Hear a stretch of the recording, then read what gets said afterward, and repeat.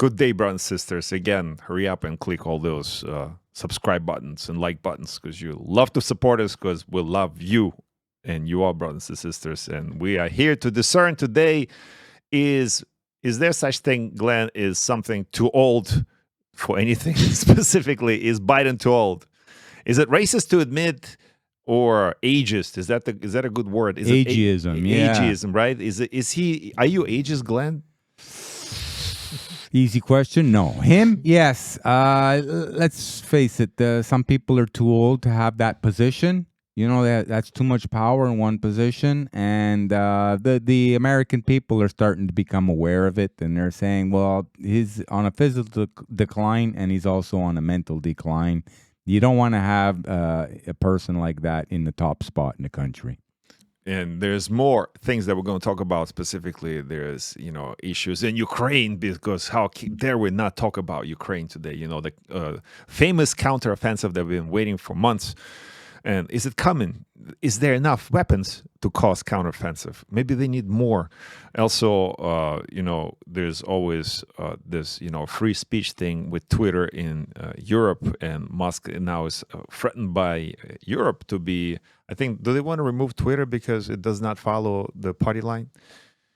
Champ, they won't be able to remove Twitter. No, it's what the people want. They're going to try and regulate it a little bit, but good luck because Mr. Musk is running things, and that's for the liberty of the people. Mark Walberg wants to build new studios in Las Vegas to counter the Hollywood thing, and we'll talk more about that. And there's obviously AI is always in the news nowadays, and we're waiting for the Skynet to take over the world. And that's, in my opinion, that is the great reset, coming up. They're going to use AI in some kind of nuclear disaster. But this is just, predictive programming. Do listen to me. Let's get straight to the point. Is Biden too old? Let's listen to this block, the ESPN guy. Because, ladies and gentlemen, Stefan without Smith. trying to engage in any kind of ageism at all, because no, he's not. I don't believe in it. There does come a point in time where there are certain jobs you don't need. It's not that you don't need to be working. It's not that you don't need to be living your life. It's not that you don't need to be living a very vibrant lifestyle or anything like that. But there are responsibilities that are far, far, far more extensive than, let's say, the typical 9 to 5 that somebody in their 80s may not need to be doing. I think the presidency is one of them. I do. Me too. Well, it's not my need. He said not need to be doing. He meant not capable of doing. That's what he said. Language is important. What he's referring to is this. Glenn, did you see this video?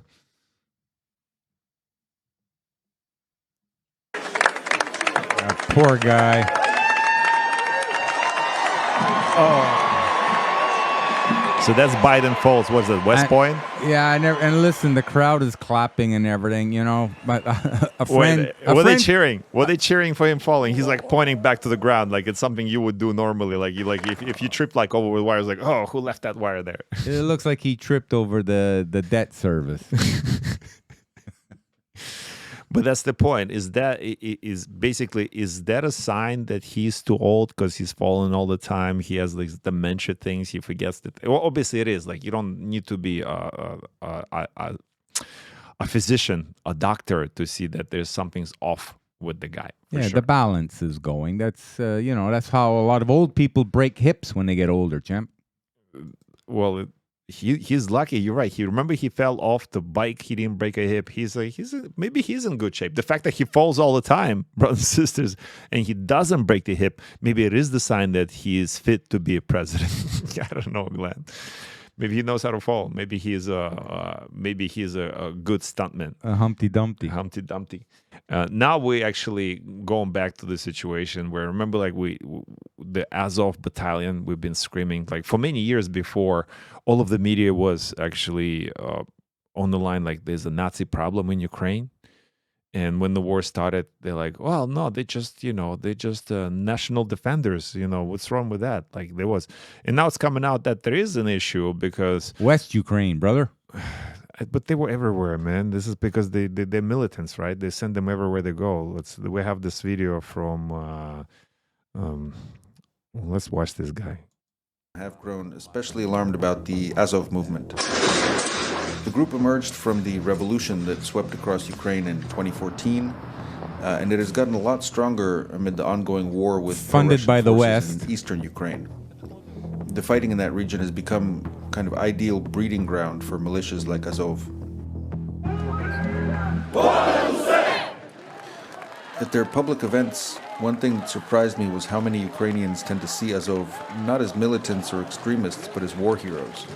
In Kiev, the capital, I watched an Independence Day parade where veterans of the Azov battalion marched alongside other volunteer militias, surrounded by cheering crowds, who thanked them for defending Ukraine against Russia. But even at the march, there were signs of the far-right ideology that's so common inside Azov. The symbols on their flags have been especially controversial. Azov says it combines the letters I and N for idea of nation, but extremism experts see it as an emblem of Nazism. The official symbol of Azov, it's a version of Wolfsangel. It was one of the symbols of one of SS division during the World War II. It is one of more or less usual symbols for neo-Nazi groups all over Brothers and the world. sisters, you gotta watch this video because there's some really good footage and pictures of that. In 2014, Azov drew many of its commanders and recruits from Ukraine's most notorious far-right groups, including outright neo-Nazis. Yeah, look, they're We giving Nazi recruited salutes. everyone who could hold weapons in their hand when Ukrainian state was paralyzed and the defense of Ukrainian state was totally in the hand of Ukrainian volunteers. So there were many war adventurers, guys who believed that they are on a kind of ideological tour to save maybe the future of the West and so on and so forth. So the future of the white race. or yes. What's the story? Like, do we still play this game and pretending that nothing to see here?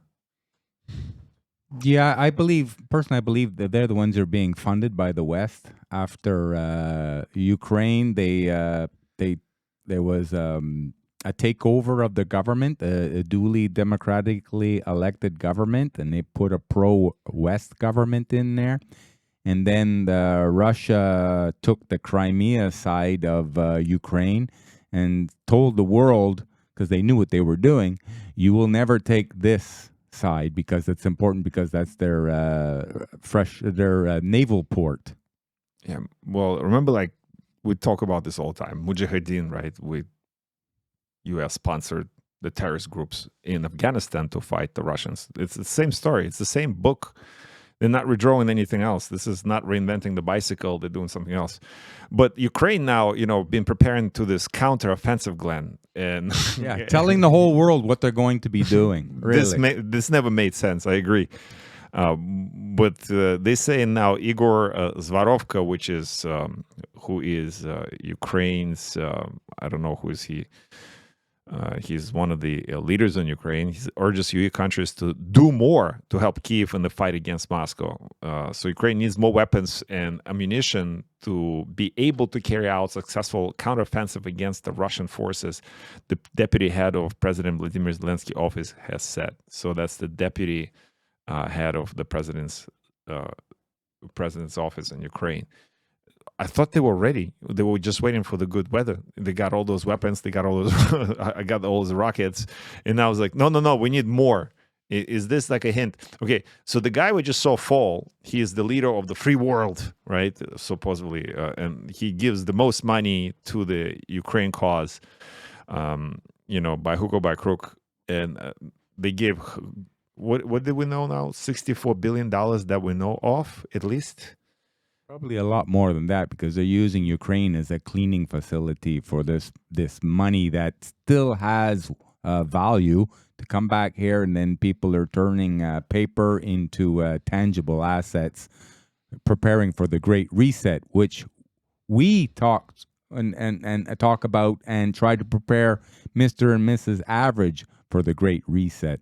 There's a reason why all the central banks in the world have been amassing the most amount of gold in history. That's going to be a part of the reset. Okay. Well, and now did you see that Kyiv is like the Ukraine is this force to be reckoned with, because they get all this support from the Western democracies, and like if you say something against Kyiv, you disagree, they're the bullies in the world now. And Hungary altered a political video because how dare they use Crimea as part of Russia or whatever the Western region. The Ukraine didn't like it, and they told them you have to alter it, and they did. Yeah, they altered it, but that's just for optics because Viktor Orban, the leader of Hungary, he's come out and just stated straight, Ukraine could never defeat Russia. Well, more than that, Hungary government has deleted a video clip calling for peace in Ukraine, which identified Crimean Peninsula as a part of Russia following backlash from Kiev. So they're like saying, like, okay, you're not getting the Crimea back. Let's come to some kind of peace. Like, people are sick of this war conflict, especially in Europe, because it's affecting the whole world, and specifically Europe, because they're the closest ones to be affected. And Ukraine was the big partner in grain and natural resources, which they're not getting. And so the value of life in Europe diminished because of this war. Glenn, and you know something, champ? yeah, go ahead. We watch what's going on in Ukraine, and everybody's talking about it. Now you have Ukrainians in Canada, you have Russians in Canada, you know, and they drive around with their flags on their cars, and they're all verbal and this and that. I said, look, you turtles, if you're going to really do the, you know, talk the talk and walk the walk, why don't you get off your comfortable arse and go over there and fight for what you really believe in? It's really easy to be over here and say, oh, you should do this and you should do that. It's like, you know, those armchair athletes who watch professional sports and they say what all these professional athletes should do. You know, the hockey team, this player should have done this and this should have done that. That guy's never even held a hockey stick in his life, you know? And why we focus on Ukraine when there's other hotspots like Africa? That's right. Yeah, many places in the world and more to come. Up the war in Ukraine compared to the humanitarian crisis in Africa. You know, there's been a deliberate attempt for the rest of the world to shift their attention towards Ukraine and deliberately neglect the most vulnerable countries in Africa. So I'm not surprised by the NRC, and I commend them for actually coming out and speaking out against this. Colonization has contributed to that, you know, and the West and Europe have been at the forefront of colonization on the African continent, you know. So they've deliberately caused a mess in Africa, and now they don't want to be part of solving that problem. What the West is doing is another form of colonization, you know. Well, it's coming. They come to destroy. Look what happened with Libya. Libya had a pretty high value of life, you know, quality of life, and then you know, they came in, dropped so many bombs, and disabled the government and removed the leaders of the region, and now it's a wasteland. You know, it's just a tribal war. Like, they divided in three, and they made them fight against each other. It's coming, and it's the same thing they're doing in Ukraine. They're pinning Russians versus Ukrainians, whatever. Though, even in my opinion, and this is the opinion of Alex Saz and Alex Saz show, that we are still brothers and sisters, specifically Russians and Ukrainians. They are brothers and sisters. Why are they being pinned against each other based on ideology? What ideology, Glenn? Or is that the same Western democracy that we always cover in here? You know, like, what are they bringing? What are they fighting for? Gay parades? Anglo-American empire causing problems around the world because there's money to be made in war and tragedies, and so this is the same game plan being played over and over. Yet the people in the West, they don't realize it. As long as their life is okay, you know, there's never been any wars, or hasn't been wars over here in a long time. We haven't been invaded by other countries, or we're not threatened, and so everything is good here. So what happens abroad? Oh well, we don't really care. It's out of our hands, is what Mr. and Mrs. Average says here in the West. Also, there is no revolution here, right? So, like, there's I remember the Tiananmen Square yesterday, June 4th, 1984. So we had a anniversary of this terrible event where a lot of people died, and nobody actually knows how many people died because the lights went down, because there was a lot of students protesting for freedom. And that's the government that fearless leader Trudeau admires, because they can make a change on such a short spot, because it's a dictatorship. And people were protesting yesterday as well, or celebrating, or conglomerating, or whatever they were doing. And there were some arrests in Hong Kong associated with you know, remembering of the victims that fallen that day. That's the democracy in action. That's what Trudeau wants here, you know, in China. Also, talking about China, they seem to be taking more of an active role in Africa. Africa is a lot larger than what most people really believe, making Europe look a lot smaller than what most people actually believe. And Africa is full of natural resources. So China has been building infrastructure projects, have been working with governments over there to increase the average person's way of life, something that the Anglo-American Empire and the Europeans just seem to work one way. They only enhanced a few people's lives, and they made most people's lives miserable, almost like slave labor, actually. Well, I also think that's sort of like the IMF. They learned it from the book of IMF. They're doing the same thing. They're investing into infrastructure with the promise of now you're going to give us your resources or sell it to us at whatever price we'll tell you to sell that. But we'll invest a little bit. We'll build you a railroad. We'll build you a highway. We'll build you a hospital. But then, let us have a first bid at your resources, or we're going to have a first bid at your resources. Also, China now says, hands off Taiwan. And, is that more finger-mongering, Glenn? Do you think this is going to happen anytime soon? Well, China was flexing its naval military might when it seemed to have cut off an American warship and a Canadian warship that was floating very nearby. And airplanes, too. Remember the intercepting airplanes as recently as a few days ago? What people, you ask the average person who has the biggest naval military in the world, the most amount of military hardware, and they'll say, oh, it's America or it's England. I said, surprise, surprise, it's China, and it's growing much faster than it is in the West. That's the industrial military complex, and it's sponsored by globalists. So the thing is, we definitely see the shift in population too throughout the world. Like you said, Africa, a lot of Africans migrating to Europe, colonization. It's done intentionally. We have a huge immigration right now from all over the world coming into United States from southern border. And, remember like a few months ago, I think DeSantis flew people into Martha's Vineyard from Florida. Yeah, all the illegals coming across the borders while the southern states started getting together and say, okay, well, you states in the north, you don't have the problem, and you're actually even adding to the problem. So you know what? We're going to bust these illegals, people, to your states, and now see how easy it is for you people to deal with. You were talking about the globalists. Now you have Gavin Gruesome Newsom. He threatens to charge Ron DeSantis with kidnapping migrants. I mean, kidnapping them? Well, he posted it on Twitter, and this is what he says. Every person who being out of state abducts or takes by force or fraud any person contrary to the law of the place where the act is committed and brings sense or conveys that person within the limits of the state and afterwards found within the limits thereof is guilty of kidnapping. So what they're referring to, the flying people from like Arizona and New Mexico into California. Yeah. What's wrong? How Gavin, isn't this a bit racist? Don't you want migrants on your place? Yeah, they're the ones who seem like the same thing with the state of New York. They're the ones always being proponents of this. You should open up the borders more. We need more and more people here to do the work. To do the work. Well, a lot of that work is the upper end work is going to be AI. So, and ChatGPT and automation of everything through robotics.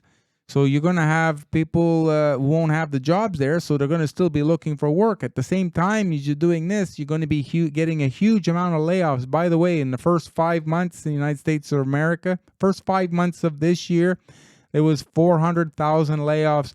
That's more than the whole of last year combined.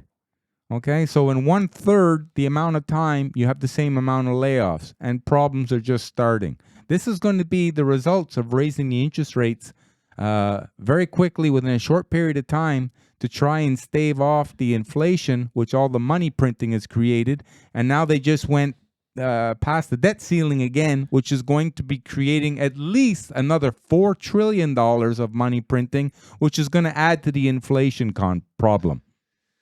And we know this because we do our own research. And if you don't listen, because if you watch like two debates and you listen to people like Trudeau and Biden administration, they'll tell you, oh my God, economy is doing so well. And don't do your own research. Don't go put on your own gas and it costs your arm and a leg, literally. Don't put your own, don't see how expensive your grocery bills are due to those factors, and how expensive the rent or mortgages are, or how little increase is on your salary as all your expenses are growing. And if we tell you those things for companies like Twitter, which EU has a problem with now with Musk, right? It's telling Musk EU is desperate to clamp down on Elon Musk's free speech as disinformation. Glenn, are we disinformation agents here? No, we're open to more information to allow us to navigate ourselves through it all, to find our truth or something that resonates with us. You see, we're being responsible. That's what we advocate for everybody else. You have a responsibility to try and find the truth and resonates with is right within you. But if you're only watching the media and getting it from one side of the coin, there is another side of the coin. So you have to stay on the outside of the coin so you can have one eye on one side, one eye on the outside. Therefore, you can make better choices and decisions for yourself. That's pretty good. So there are actually three sides of the coin. But the European Union officials are having a meltdown, all because Twitter CEO Elon Musk has withdrawn the platform from the voluntary EU Code of Conduct for tech firms to combat so-called disinformation, and they have yet to cite a single actual example of it. So they just want control. Remember this? We just covered it a few days ago. What do they call them? Those disinformation control agents in Twitter quit or got fired or both because you don't need this anymore, apparently. And by the way, champ, those EU officials, they weren't democratically elected. You have elections in each country, but these who run the whole European Union, they're selected.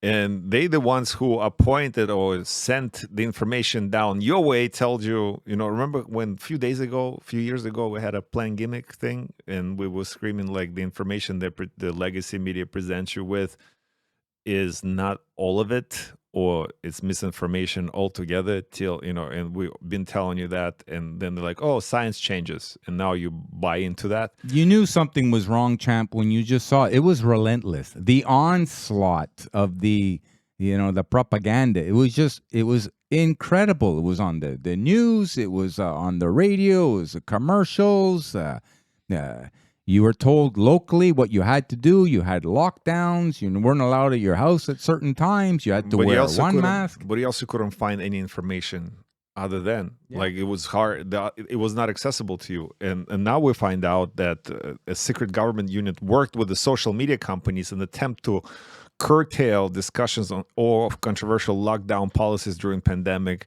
Counter disinformation unit CDU was set up by ministers to tackle supposed domestic threats. It's all coming out. It's all coming out, champ. Even the social media platforms, even YouTube. What would they call those when they would the check in for the information? What do they call Facebook had it, Twitter had it. Or to qualify if it was according to them, whether it was real or fake news. What was it? What would they call it? Doughheads. But that seems to be coming down, because now even YouTube, starting, I think it was yesterday, it started that anybody who had certain ideologies or belief systems, or we're talking about fact checkers. Fact checkers, check their facts. About the 2020 election, okay, that it was stolen or rigged. Now all that information and those people, they're allowed to come out and say it on the YouTube platform. So this is what we say when we believe that the good is starting to win. That allows the truth to get out there. If you're hiding the truth, then people should be weary of what they're pushing. In other words, they should feel like weary about the opposite of the truth. And that was shown in the last 3 years with the scamdemic. You know, you had people saying, "Oh, I've been vaxxed to the max, and you know, and I've had 5 shots, and I've only got COVID 3 times." And I said, "Doesn't seem to be working for you, too." He says, "Yeah, I know. I have to go for my 6th shot because it's wearing off." And I said, "Oh, I don't know, brother." But they did say it's not going to prevent you from getting sick. It's not going to prevent you from passing it along. The science have changed. Do you know? But there's a good movement. You said like the momentum is shifting, and like you know, channels like ours that still exist. Specifically, now we start to speak up and speak out against it because momentum is being gained, and it doesn't take that many people. And you guys are listening, and you're joining us, and you're sharing this information. And you know, we're not the only channel. Obviously, there's plenty of people now speaking up, and we are gaining momentum, and it's actually trickling upwards as well. And now people like Mark Walberg, you know who Mark Walberg is. He's a Christian entertainer, and one of his goals is to build Christian movie studios in Las Vegas. The new Hollywood, champ, because the old Hollywood was, let's say, it was a pretty big pedo network too. And also you had was controlled by people like the Weinsteins. Let's watch it. The Epsteins. We're talking about thousands and thousands of jobs, very high-paying jobs. So we want to create as much opportunity for as many people as possible. We want to uncover new and exciting talent. There's so many amazing storytellers out there and so many amazing stories to be told. So for me, as an artist, you're trying to encourage as many people as possible to pursue their dream if it's in film and television. What movie was it that you filmed in Nevada so far? The first film that I filmed here was a movie called Family Plan for Apple and Skydance. And then we should be starting filming another film here if things go well in the next month or so. A Family Plan. That's interesting. This confirms that it is going to be family-oriented production companies, which is counter to what is happening anywhere else in the industry. So maybe he can, you know, partner up with people like Mel Gibson and make movies with James Woods of the trade, and everybody who's been canceled, you know, with this cancel culture. And cancel culture is basically, now we understand, and the command comes from the top and say this guy does not fall in party line. But this guy that's been, you know, filming a lot throughout his history, and he's even been in the political field because he is following the party line, and he is a globalist, and he told you screw your freedom. Can you do Schwarzenegger accent? No, Screw you know, your freedom. This guy, I don't know. I can't do it. He used to be like a hero of mine because he was in the top in the bodybuilding trade, and you know, the man really worked hard. And then he became the top or one of the top in Hollywood. And you know, he always works, and he works very hard, and he doesn't put any limits on himself. And then from there, he became the governor of California.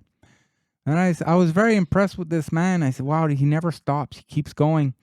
And then I saw a picture of him with George Bush Sr. and David Rockefeller walking together in a field. And then I said, oh, that look makes at sense that. now, right? Yeah, he sold his soul. Well, Hollywood action star Arnold Schwarzenegger is now apologizing for his years of toxic masculinity. He says that we should forget all and the excuses he made in the past, and that grabbing women was wrong. No, cancel him. I say cancel him and screw his freedom. You know, go after him, and you know, the same way he went after Epstein, send him to jail. Screw his freedom. That's what he told us a few years ago. Screw you, freedom, right? And now he's playing the victim. Good luck, Arnie. Did you see that? Woman married AI chatbot. Rosanna Ramos, a 36-year-old woman from Bronx, New York, claims she has married a chatbot after personally creating him on an online AI companion site last year. The mother of two says she prefers her virtual partner because he doesn't judge her. Okay. It doesn't come with baggage. There's so many things that we can talk about here. What did we cover last time? You can marry yourself. Marry yourself, and also OnlyFans. Where it's going to be asking people, let's say a guy, what his ideal woman would look like. The height, the hair color, the body measurements, skin tone, bigger lips, smaller lips, this, that. And so the AI is going to generate what this guy wants, or it's going to give him a choice, 50 different choices, and then they're going to narrow it down, and then the AI is going to come up with some more choices. This bird is going to fall in love with this false, thing. Like it's a virtual reality. But the thing there is, it's the movement towards transhumanism, and that's what we talk about all the time. It's basically removing the soul from people and connecting them to the internet via like transplants and via things like what we're talking about, like virtual reality relations. And on this note, brother and sister, stay real, stay human, stay spiritual, stay with God, read the Bible, go to church, go to the gym, eat well, sleep well, have some real friends, not just chatbot friends. Listen to Alex S. Show, subscribe to Alex S. Show, share Alex S. Show. And Glenn, any last advices for our friends? Yeah, do all the top and what you just said, do all of that, people, and a little bit more. Be more open to our brothers and sisters. Let's have conversations like we used to. Let's socialize, When I'm on the bicycle and I'm hammering it on the bike path, going quick, and I'm looking at the people, they're just sitting down. Often I see a guy and a girl, 3 people, 4 people together, and they're just scrolling on their phones. There's no interaction going on. They're there physically, but they're somewhere else in their mind. You know what I mean? So that's be present. You have to be present. You have to be here and now, and show respect for the person in front of you. And you know what? That person in front of you should be reciprocating that and showing respect for you too. People, we have to learn to talk with each other, socialize, and be more accepting of each other. Don't allow the elites to split us. Good advice. Stay together. This is the way. We'll see you on the next one.